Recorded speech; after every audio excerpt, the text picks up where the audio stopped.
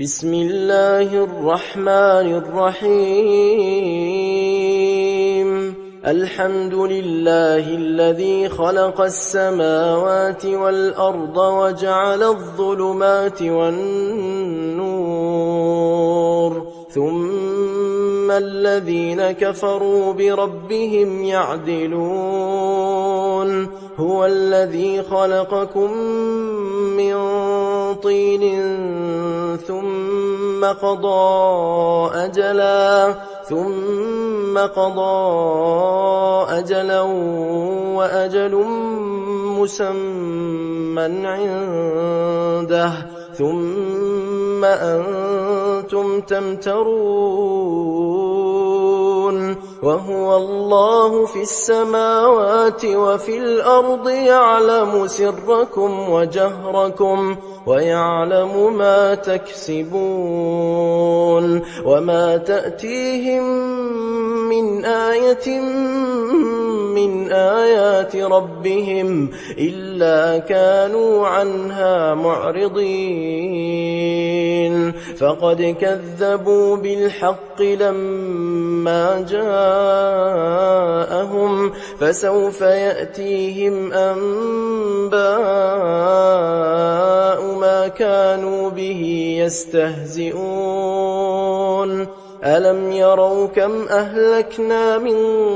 قبلهم من قرن مكناهم في الأرض ما لم نمكن لكم وأرسلنا السماء عليهم مدرارا وجعلنا الأنهار تجري من تحتهم فأهلكناهم بذنوبهم وأنشأنا من بعدهم قرنا آخرين ولو نزلنا عليك كتابا في قرطاس فلمسوه بأيديهم لقال الذين كفروا إن هذا إلا سحر مبين وقالوا لولا أنزل عليه ملك ولو أنزلنا ملكا لقضي الأمر ثم لا ينظرون ولو جعلناه ملكا لجعلناه رجلا وللبسنا عليهم ما يلبسون ولقد استهزئ برسل من قبلك فحاق بالذين سخروا منهم ما كانوا به يستهزئون قل سيروا في الأرض ثم انظروا كيف كان عاقبة المكذبين قل لمن ما في السماوات والأرض قل لله كتب على نفسه الرحمة ليجمعنكم إلى يوم القيامة لا ريب فيه الذين خسروا أنفسهم فهم لا يؤمنون وله ما سكن في الليل والنهار وهو السميع العليم قل أغير الله أتخذ وليا فاطر السماوات والأرض وهو يطعم ولا يطعم قل إني أمرت أن أكون أول من أسلم ولا تكونن من المشركين قل إني أخاف إن عصيت ربي عذاب يوم عظيم من يصرف عنه يومئذ فقد رحمه وذلك الفوز المبين وإن يمسسك الله بضر فلا كاشف له هو وإن يمسسك بخير فهو على كل شيء قدير وهو القاهر فوق عباده وهو الحكيم الخبير قل أي شيء أكبر شهادة قل الله شهيد بيني وبينكم وأوحي إلي هذا القرآن لأنذركم به ومن بلغ أئنكم لتشهدون أن مع الله آلهة أخرى قل لا أشهد قل إنما هو إله واحد وإنني بريء مما تشركون الذين آتيناهم الكتاب يعرفونه كما يعرفون أبناءهم الذين خسروا أنفسهم فهم لا يؤمنون ومن أظلم ممن افترى على الله كذبا أو كذب بآياته إنه لا يفلح الظالمون ويوم نحشرهم جميعا ثم نقول للذين أشركوا أين شركاؤكم الذين كنتم تزعمون ثم لم تكن فتنتهم إلا أن قالوا والله ربنا ما كنا مشركين انظر كيف كذبوا على أنفسهم وضل عنهم ما كانوا يفترون ومنهم من يستمع إليك وجعلنا على قلوبهم أكنة أن يفقهوه وفي آذانهم وقرا وإن يروا كل آية لا يؤمنوا بها حتى إذا جاءوك يجادلونك يقول الذين كفروا إن هذا إلا أساطير الأولين وهم ينهون عنه وينأون عنه وإن يهلكون إلا أنفسهم وما يشعرون ولو ترى إذ وقفوا على النار فقالوا يا ليتنا نرد ولا نكذب بآيات ربنا ونكون من المؤمنين بل بدا لهم ما كانوا يخفون من قبل ولو ردوا لعادوا لما نهوا عنه وإنهم لكاذبون وقالوا إن هي إلا حياتنا الدنيا وما نحن بمبعوثين ولو ترى إذ وقفوا على ربهم قال أليس هذا بالحق قالوا بلى وربنا قال فذوقوا العذاب بما كنتم تكفرون قد خسر الذين كذبوا بلقاء الله حتى إذا جاءتهم الساعة بغتة قالوا يا حسرتنا على ما فرطنا فيها وهم يحملون أوزارهم على ظهورهم ألا ساء ما يزرون وما الحياة الدنيا إلا لعب ولهو وللدار الآخرة خير للذين يتقون أفلا تعقلون قد نعلم إنه ليحزنك الذي يقولون فإنهم لا يكذبونك ولكن الظالمين بآيات الله يجحدون ولقد كذبت رسل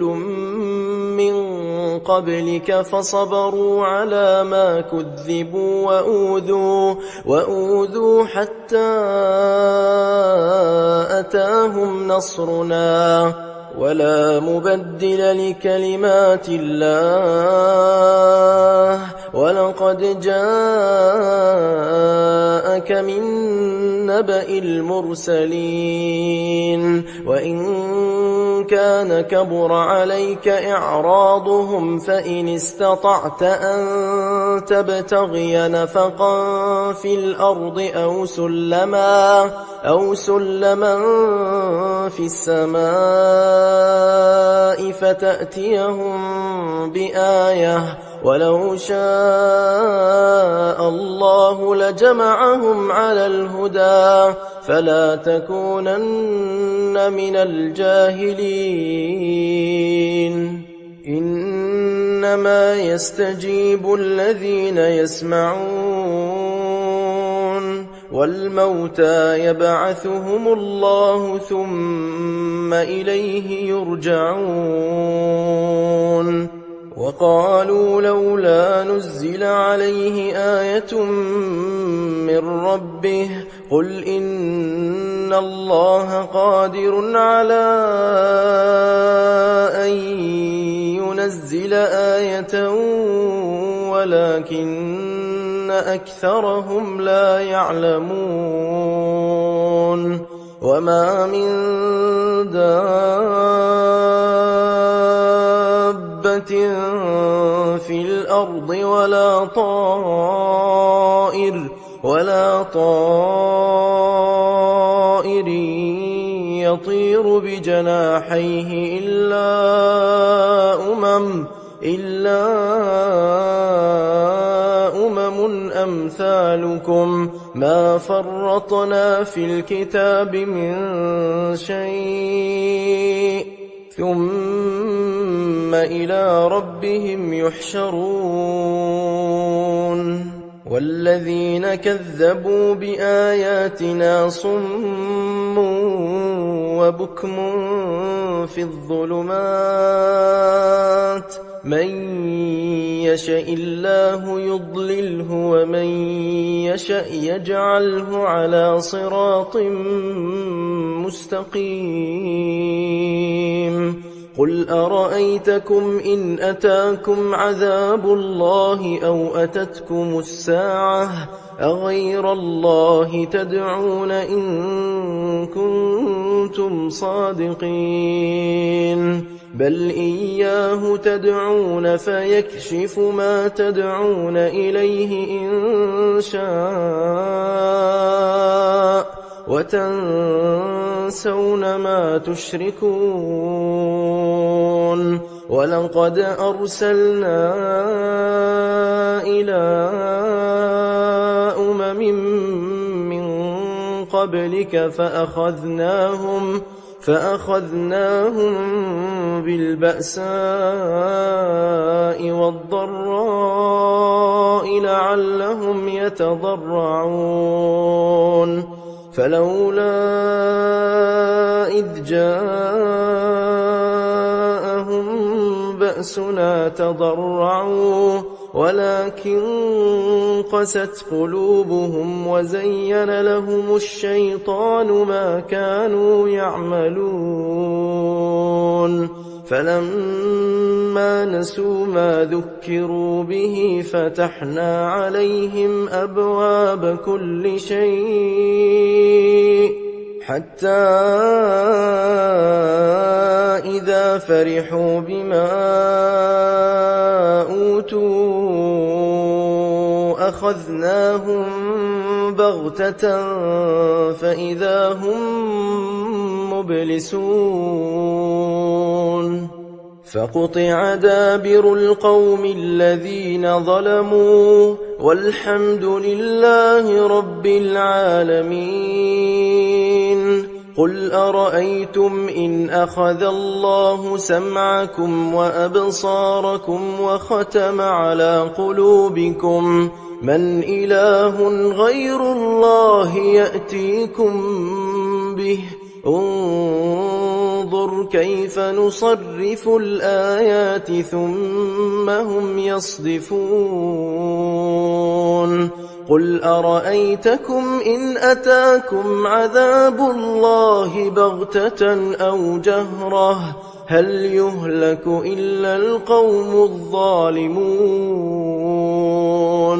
وما نرسل المرسلين إلا مبشرين ومنذرين فمن آمن وأصلح فلا خوف عليهم ولا هم يحزنون والذين كذبوا بآياتنا يمسهم العذاب بما كانوا يفسقون. قل لا أقول لكم عندي خزائن الله ولا أعلم الغيب ولا أقول لكم إني ملك إن أتبع إلا ما يوحى إلي قل هل يستوي الأعمى والبصير أفلا تتفكرون. وأنذر به الذين يخافون أن يحشروا إلى ربهم ليس لهم من دونه ولي ولا شفيع لعلهم يتقون. ولا تطرد الذين يدعون ربهم بالغداة والعشي يريدون وجهه ما عليك من حسابهم من شيء وما من حسابك عليهم من شيء فتطردهم فتكون من الظالمين. وكذلك فتنا بعضهم ببعض ليقولوا أهؤلاء من الله عليهم من بيننا أليس الله بأعلم بالشاكرين. وإذا جاءك الذين يؤمنون بآياتنا فقل سلام عليكم كتب ربكم على نفسه الرحمة أنه من عمل منكم سوءا بجهالة ثم تاب من بعده وأصلح فأنه غفور رحيم. وكذلك نفصل الآيات ولتستبين سبيل المجرمين. قل إني نهيت أن أعبد الذين تدعون من دون الله قل لا أتبع أهواءكم قد ضللت إذا وما أنا من المهتدين. قل إني على بينة من ربي وكذبتم به ما عندي ما تستعجلون به إن الحكم إلا لله يقص الحق وهو خير الفاصلين قل لو أن عندي ما تستعجلون به لقضي الأمر بيني وبينكم والله أعلم بالظالمين وعنده مفاتح الغيب لا يعلمها إلا هو ويعلم ما في البر والبحر وما تسقط من ورقة إلا يعلمها ولا حبة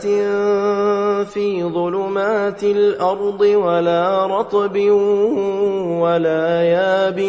ولا يابس إلا في كتاب مبين وهو الذي يتوفاكم بالليل ويعلم ما جرحتم بالنهار ثم يبعثكم فيه ليقضى أجل مسمى ثم إليه مرجعكم ثم ينبئكم بما كنتم تعملون وهو القاهر فوق عباده ويرسل عليكم حفظه حتى إذا جاء أحدكم الموت توفته رسلنا وهم لا يفرطون ثم ردوا إلى الله مولاهم الحق ألا له الحكم وهو أسرع الحاسبين قل من ينجيكم من ظلمات البر والبحر تدعونه تضرعا وخفية لئن أنجانا من هذه لنكونن من الشاكرين قل الله ينجيكم منها ومن كل كرب ثم أنتم تشركون قل هو القادر على أن يبعث عليكم عذابا من فوقكم أو من تحت أرجلكم أو يلبسكم شيعا ويذيق بعضكم بأس بعض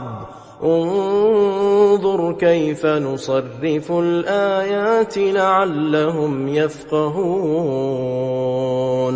وكذب به قومك وهو الحق قل لست عليكم بوكيل لكل نبأ مستقر وسوف تعلمون وإذا رأيت الذين يخوضون في آياتنا فأعرض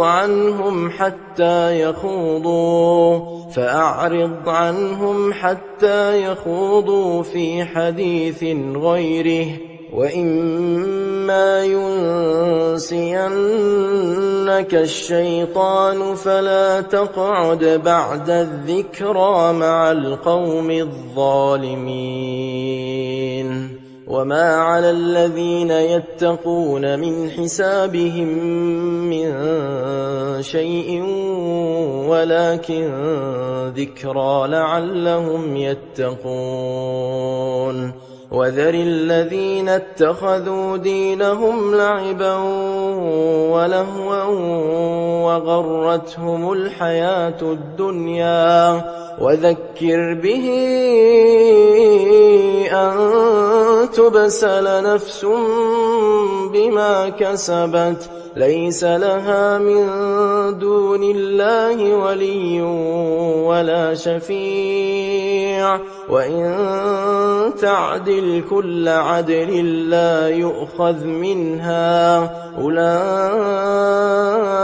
الذين أبسلوا بما كسبوا لهم شراب من حميم وعذاب أليم بما كانوا يكفرون قل أندعو من دون الله ما لا ينفعنا ولا يضرنا ونرد على أعقابنا بعد إذ هدانا الله كالذي استهوته الشياطين في الأرض حيران له أصحاب يدعونه إلى الهدى ائتنا قل إن هدى الله هو الهدى وأمرنا لنسلم لرب العالمين وأن أقيموا الصلاة واتقوه وهو الذي إليه تحشرون وهو الذي خلق السماوات والأرض بالحق ويوم يقول كن فيكون قوله الحق وله الملك يوم ينفخ في الصور عالم الغيب والشهادة وهو الحكيم الخبير وإذ قال إبراهيم لأبيه آزر أتتخذ أصناما آلهة إني أراك وقومك في ضلال مبين وكذلك نري إبراهيم ملكوت السماوات والأرض وليكون من الموقنين فلما جن عليه الليل رأى كوكبا قال هذا ربي فلما أفل قال لا أحب الآفلين فلما رأى القمر بازغا قال هذا ربي فلما أفل قال لئن لم يهدني ربي لأكونن من القوم الضالين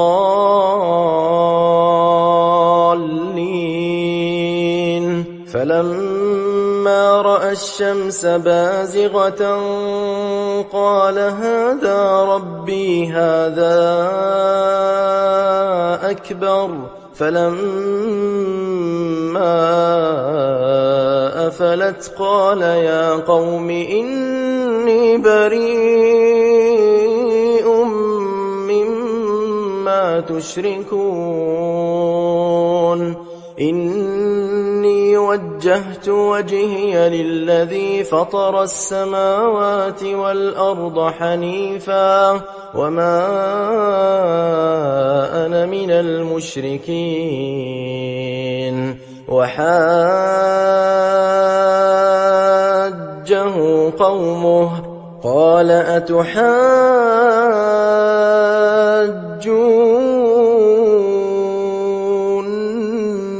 في الله وقد هدان ولا أخاف ما تشركون به إلا أن يشاء ربي شيئا وسع ربي كل شيء علما أفلا تتذكرون وكيف أخاف ما أشركتم ولا تخافون أنكم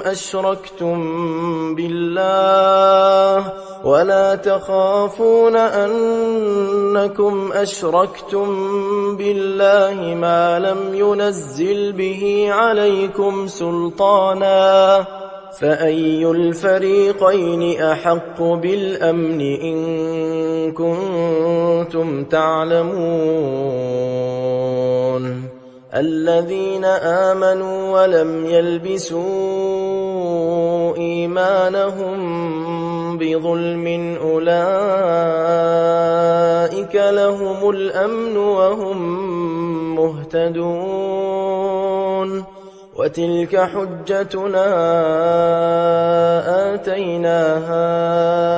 إبراهيم على قومه نرفع درجات من نشاء إن ربك حكيم عليم ووهبنا له إسحاق ويعقوب كلا هدينا ونوحا هدينا من قبل ومن ذريته داود وسليمان وأيوب ويوسف وموسى وهارون وكذلك نجزي المحسنين وزكريا ويحيى وعيسى وإلياس كل من الصالحين وإسماعيل واليسع ويونس ولوطا وكلا فضلنا على العالمين ومن آبائهم وذرياتهم وإخوانهم واجتبيناهم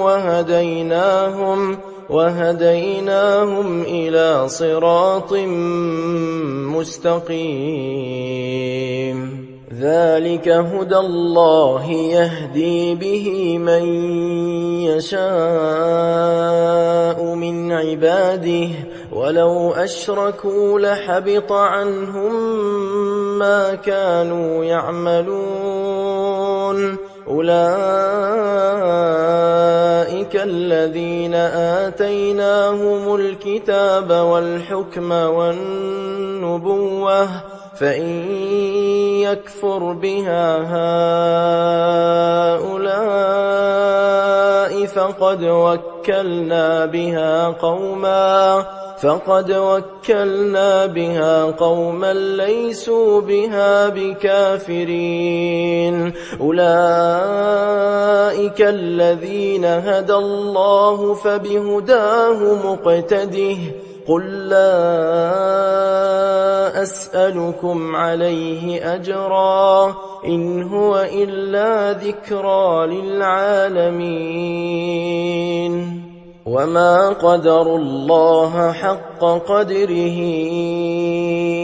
إذ قالوا ما أنزل الله على بشر من شيء قل من أنزل الكتاب الذي جاء به موسى نورا وهدى للناس تجعلونه قراطيس تبدونها وتخفون كثيرا وعلمتم ما لم تعلموا أنتم ولا آباؤكم قل الله ثم ذرهم في خوضهم يلعبون وهذا كتاب أنزلناه مبارك مصدق الذي بين يديه ولتنذر أم القرى ومن حولها والذين يؤمنون بالآخرة يؤمنون به وهم على صلاتهم يحافظون ومن أظلم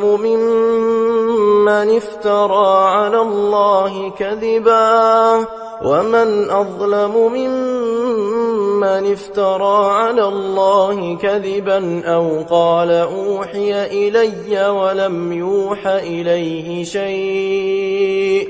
ومن قال سأنزل مثل ما أنزل الله ولو ترى إذ الظالمون في غمرات الموت والملائكة باسطوا أيديهم أخرجوا أنفسكم اليوم تجزون عذاب الهون بما كنتم تقولون على الله غير الحق وكنتم عن آياته تستكبرون ولقد جئتمونا فرادا كما خلقناكم أول مرة وتركتم ما خولناكم وراء ظهوركم وما نرى معكم شفعاءكم الذين زعمتم أنهم فيكم شركاء لقد تقطع بينكم وضل عنكم ما كنتم تزعمون إن الله فالق الحب والنوى يخرج الحي من الميت ومخرج الميت من الحي ذلكم الله فأنى تؤفكون فالق الإصباح وجعل الليل سكنا والشمس والقمر حسبانا ذلك تقدير العزيز العليم وهو الذي جعل لكم النجوم لتهتدوا بها في ظلمات البر والبحر قد فصلنا الآيات لقوم يعلمون وهو الذي أنشأكم من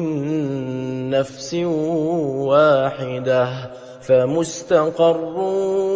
ومستودع قد فصلنا الآيات لقوم يفقهون وهو الذي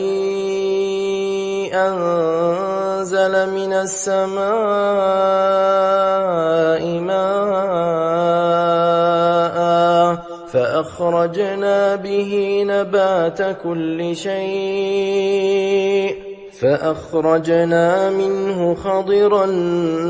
نخرج منه حبا متراكبا ومن النخل من طلعها قنوان دانية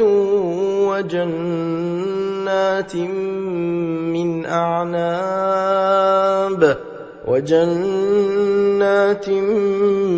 من أعناب والزيتون والرمان مشتبها وغير متشابه انظروا إلى ثمره إذا أثمر وينعه إن في ذلكم لآيات لقوم يؤمنون وجعلوا لله شركاء الجن وخلقهم وخرقوا له بنين وبنات بغير علم سبحانه وتعالى عما يصفون. بديع السماوات والأرض أنى يكون له ولد ولم تكن له صاحبة وخلق كل شيء وهو بكل شيء عليم. ذلكم الله ربكم لا إله إلا هو خالق كل شيء فاعبدوه وهو على كل شيء وكيل. لا تدركه الأبصار وهو يدرك الأبصار وهو اللطيف الخبير. قد جاءكم بصائر من ربكم فمن أبصر فلنفسه ومن عمي فعليها وما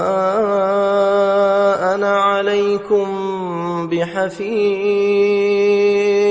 وكذلك نصرف الآيات وليقولوا درست ولنبينه لقوم يعلمون. اتبع ما أوحي إليك من ربك لا إله إلا هو وأعرض عن المشركين. ولو شاء الله ما أشركوا وما جعلناك عليهم حفيظا وما أنت عليهم بوكيل. ولا تسبوا الذين يدعون من دون الله فيسبوا الله عدوا بغير علم. كذلك زينا لكل أمة عملهم ثم إلى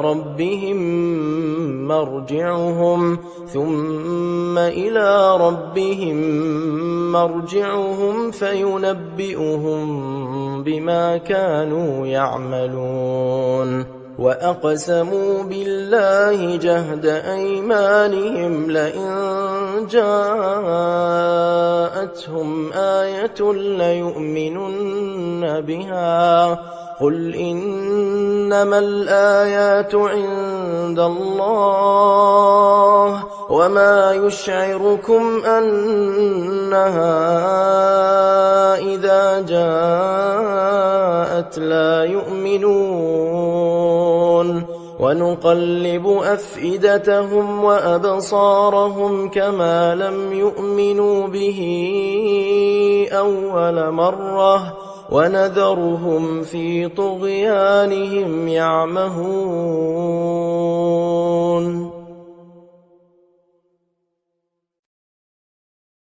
ولو أننا نزلنا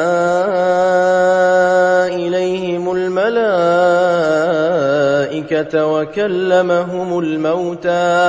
وكلمهم الموتى وحشرنا عليهم كل شيء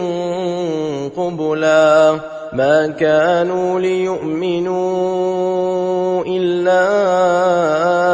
أن يشاء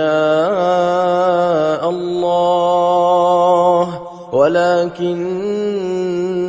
أكثرهم يجهلون. وكذلك جعلنا لكل نبي عدوا شياطين الإنس والجن يوحي بعضهم إلى بعض زخرف القول غرورا ولو شاء ربك ما فعلوه فذرهم وما يفترون ولتصغى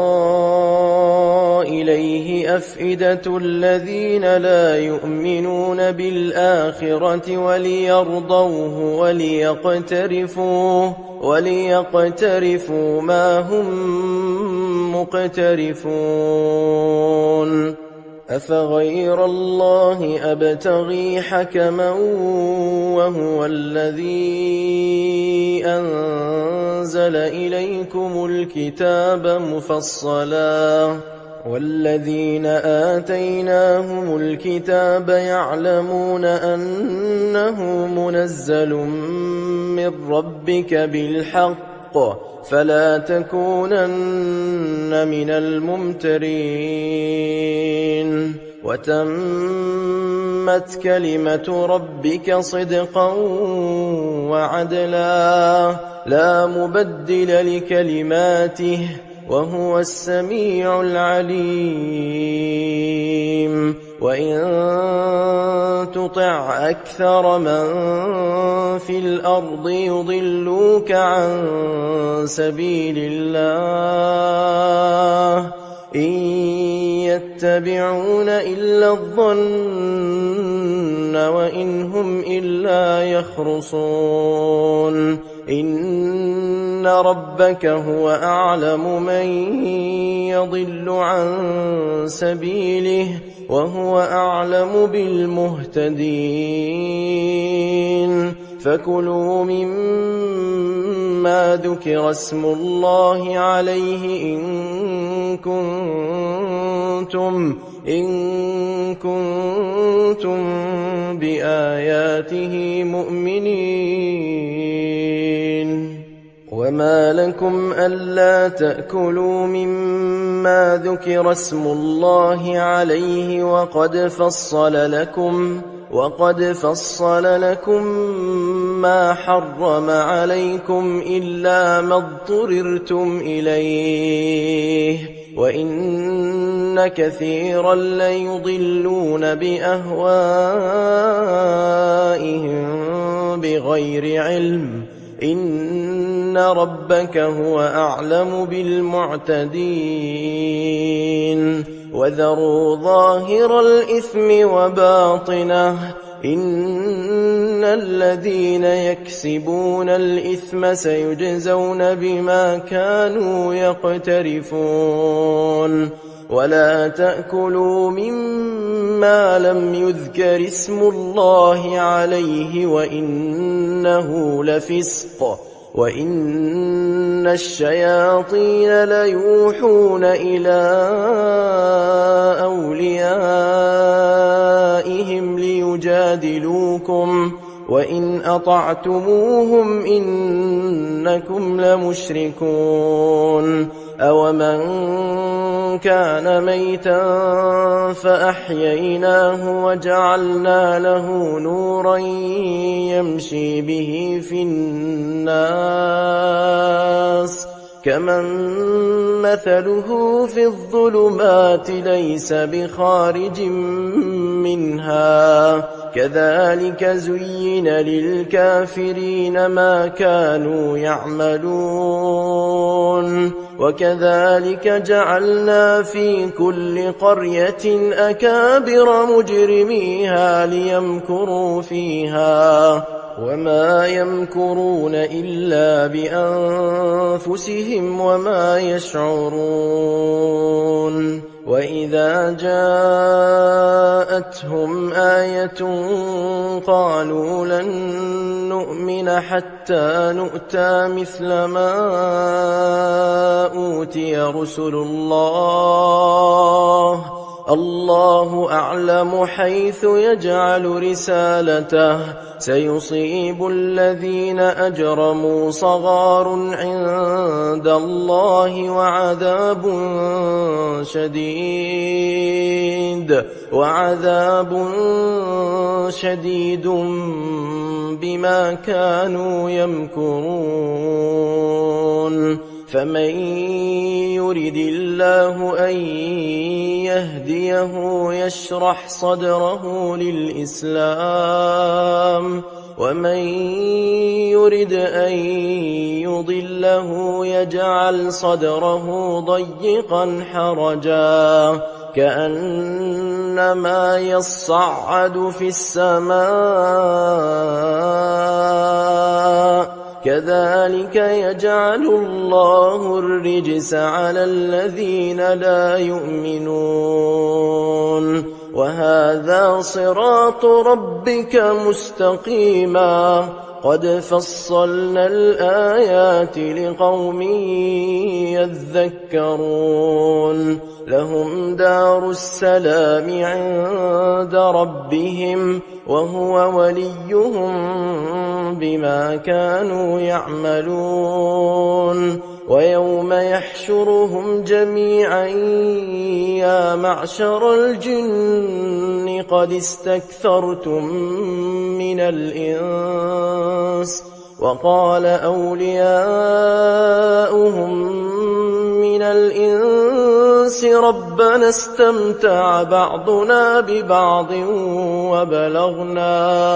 وبلغنا أجلنا الذي أجلت لنا قال النار مثواكم خالدين فيها إلا ما شاء الله إن ربك حكيم عليم وكذلك نولي بعض الظالمين بعضا بما كانوا يكسبون يا معشر الجن والإنس ألم يأتكم رسل منكم يقصون عليكم آياتي وينذرونكم لقاء يومكم هذا قالوا شهدنا على أنفسنا وغرتهم الحياة الدنيا وشهدوا على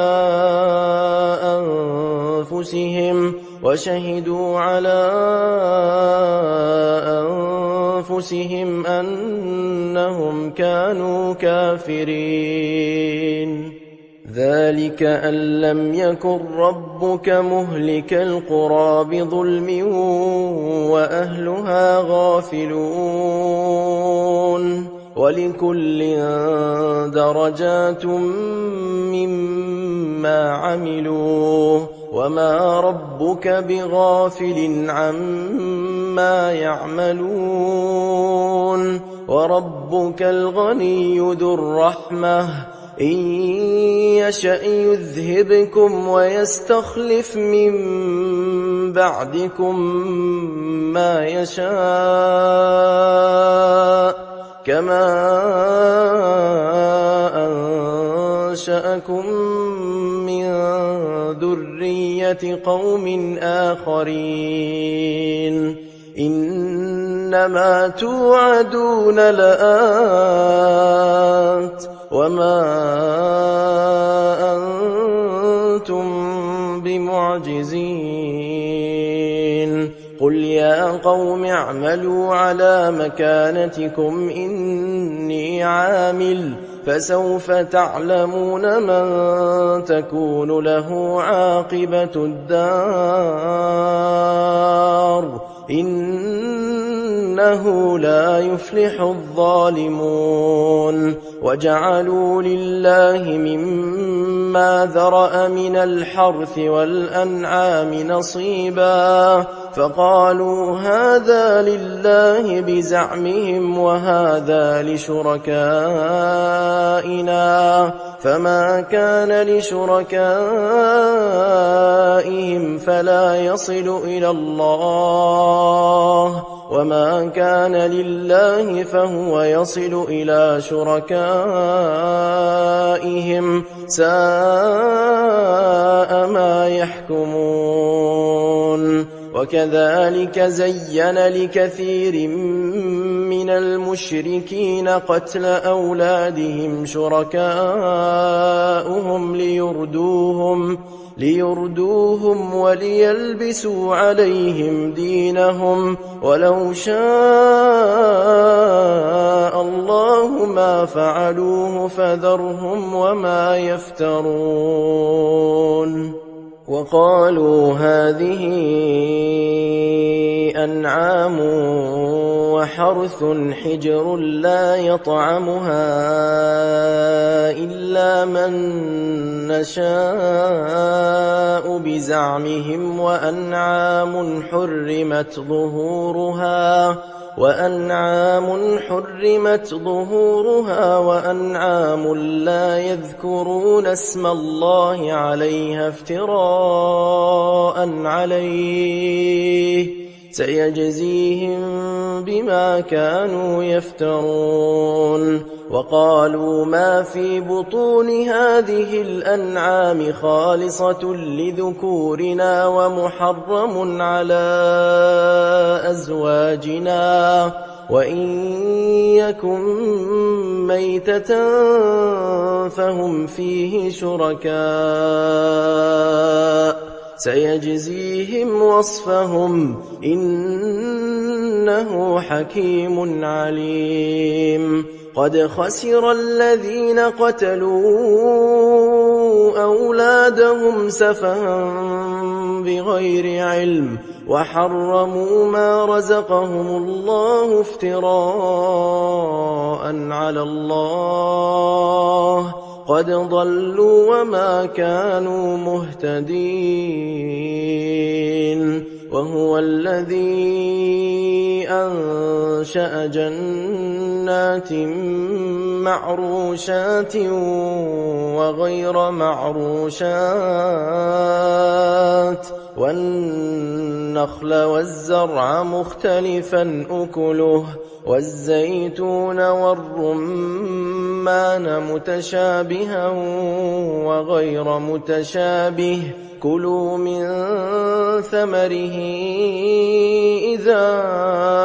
أثمر وآتوا حقه يوم حصاده ولا تسرفوا إنه لا يحب المسرفين ومن الأنعام حمولة وفرشا كلوا مما رزقكم الله ولا تتبعوا خطوات الشيطان إنه لكم عدو مبين 8 أزواج من الضأن 2 ومن المعز 2 قل أذكرين حرم أم الأنثيين أما اشتملت عليه أرحام الأنثيين نبئوني بعلم إن كنتم صادقين ومن الإبل 2 ومن البقر 2 قل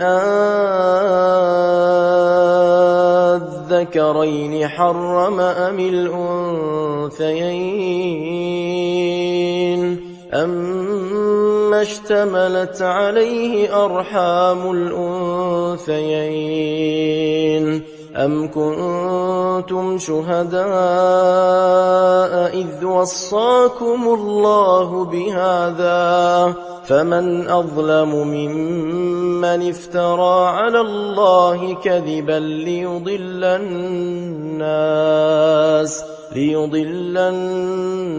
الناس بغير علم إن الله لا يهدي القوم الظالمين قل لا أجد فيما أوحي إلي محرما على طاعم يطعمه إلا أن يكون ميتة أو دما مسفوحا أو لحم خنزير فإنه رجس أو فسقا أهل لغير الله به فمن اضطر غير باغ ولا عاد فإن ربك غفور رحيم وعلى الذين هادوا حرمنا كل ذي ظفر ومن البقر والغنم حرمنا عليهم شحومهما إلا ما حملت ظهورهما أو الحوايا أو ما اختلط بعظم ذلك جزيناهم ببغيهم وإنا لصادقون فإن كذبوك فقل ربكم ذو رحمة واسعة ولا يرد بأسه عن القوم المجرمين سيقول الذين أشركوا لو شاء الله ما أشركنا ولا آباؤنا ولا حرمنا من شيء كذلك كذب الذين من قبلهم حتى ذاقوا بأسنا قل هل عندكم من علم فتخرجوه لنا إن تتبعون إلا الظن وإن أنتم إلا تخرصون قل فلله الحجة البالغة فلو شاء لهداكم أجمعين قل هلم شهداءكم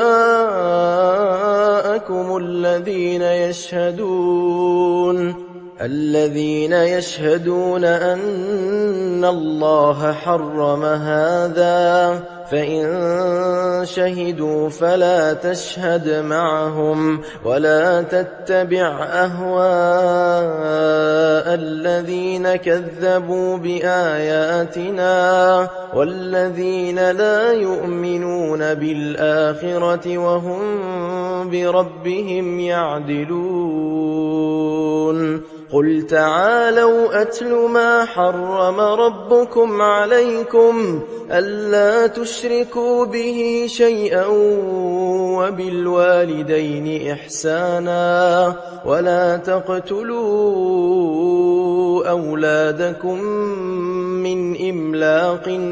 نحن نرزقكم وإياهم ولا تقربوا الفواحش ما ظهر منها وما بطن ولا تقتلوا النفس التي حرم الله إلا بالحق ذلكم وصاكم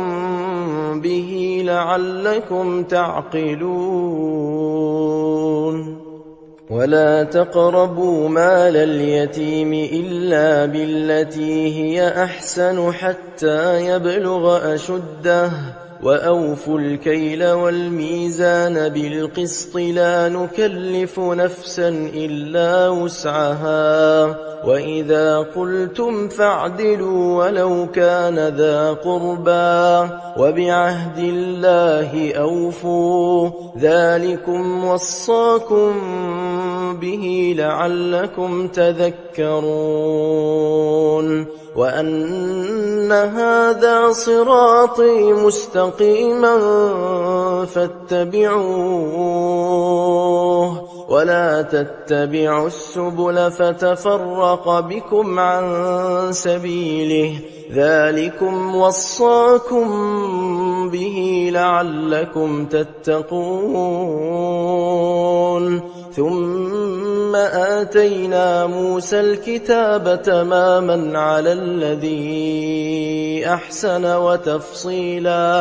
وتفصيلا لكل شيء وهدى ورحمة لعلهم بلقاء ربهم يؤمنون وهذا كتاب أنزلناه مبارك فاتبعوه واتقوا لعلكم ترحمون أن تقولوا إنما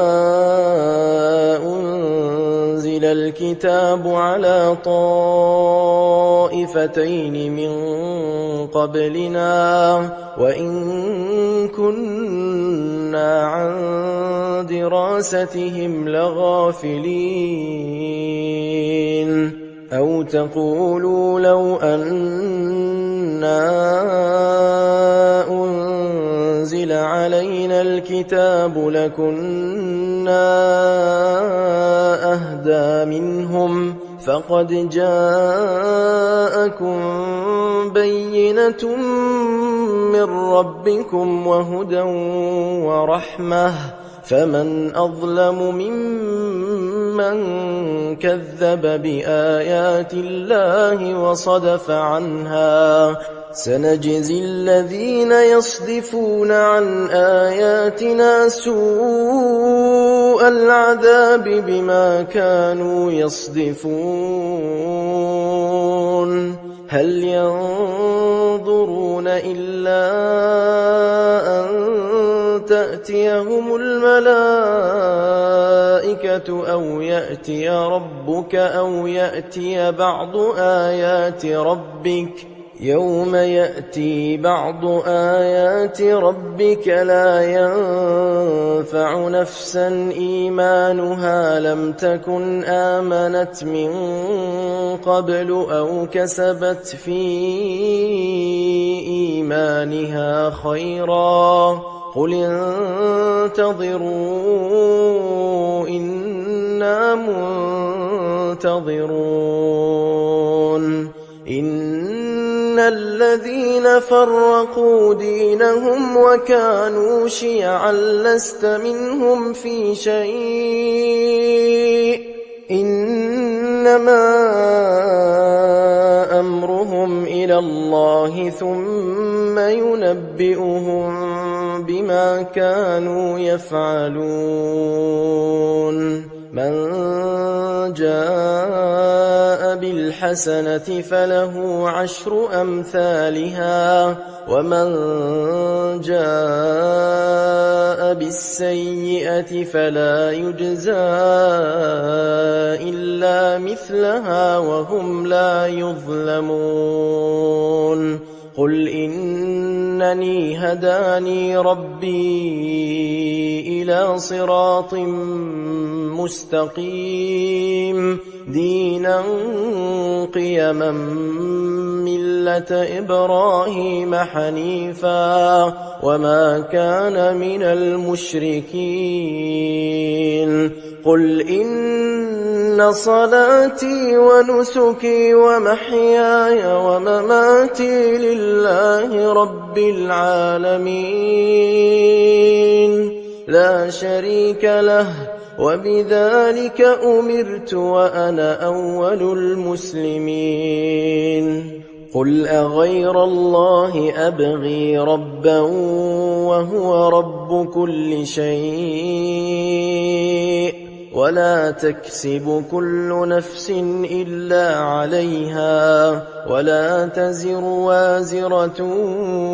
وزر أخرى ثم إلى ربكم مرجعكم فينبئكم بما كنتم فيه تختلفون وهو الذي جعلكم خلائف الأرض